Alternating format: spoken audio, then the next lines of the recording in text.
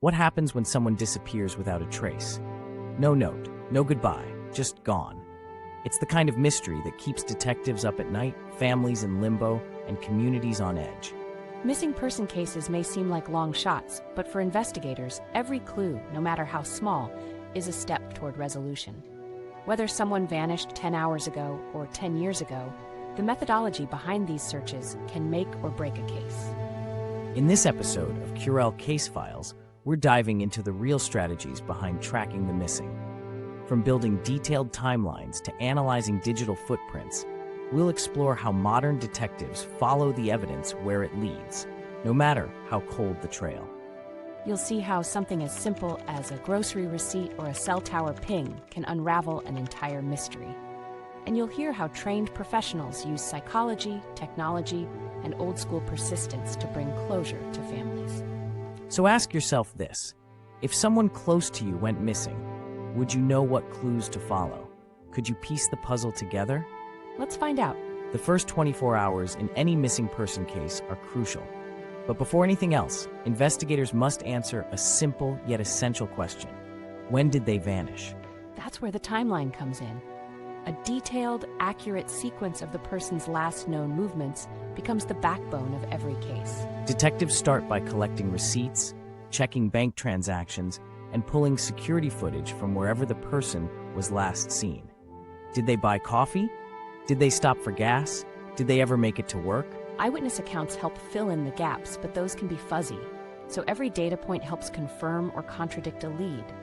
A timestamp on a parking garage entry, a credit card swipe, a neighbor's doorbell cam. The timeline isn't just about knowing where someone was. It's about predicting where they were going, and more importantly, where they didn't arrive. Once that timeline is locked down, investigators can start eliminating false leads and zero in on that crucial window of disappearance. In today's world, most of us carry a tracker everywhere we go: our phones. That's why cell phone data has become one of the most powerful tools in missing persons cases. Each time a phone connects to a tower, it leaves a breadcrumb. These pings can help triangulate a location, showing where the person's device was at specific times. Let's say the last text came in at 7:42 p.m. from a tower near an abandoned industrial park. Investigators will then pull coverage maps from the mobile carrier and cross-reference nearby towers to estimate the phone's position within a certain radius. And it's not just about location.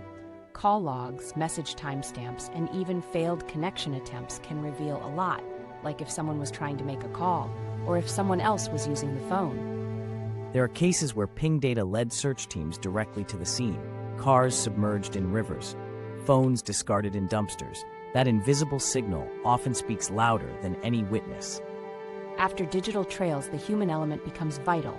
That means talking to the people closest to the missing person: friends, family, coworkers. These interviews don't just offer insight, they can shift the entire direction of a case. Was the missing person behaving differently? Arguing with someone? Planning to leave? Trained interviewers listen for inconsistencies. The way someone phrases a sentence, the emotion or lack of it. They look for patterns and contradictions. One sibling might say she was excited about a new job. A roommate might mention she was packing things up. A boyfriend might claim she just needed space. When stories don't line up, that's when alarms go off. Sometimes the person being interviewed isn't a source of help, they're a suspect. And that's why these conversations are never casual. Social media has become a new frontier in missing person investigations. And it's not just about the posts. It's the metadata behind them. Geotags, timestamps, even location history from apps like Snapchat, Facebook, or Instagram can paint a real-time picture of a person's path. Investigators often track a subject's online habits. Did they suddenly stop posting? Did they message someone unexpectedly? Were they following anyone new?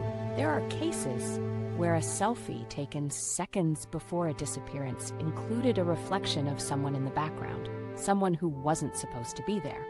And those stories that go viral, they work. Community shares often generate leads faster than official bulletins. One reshare can mean the difference between silence and discovery. Every person has a story.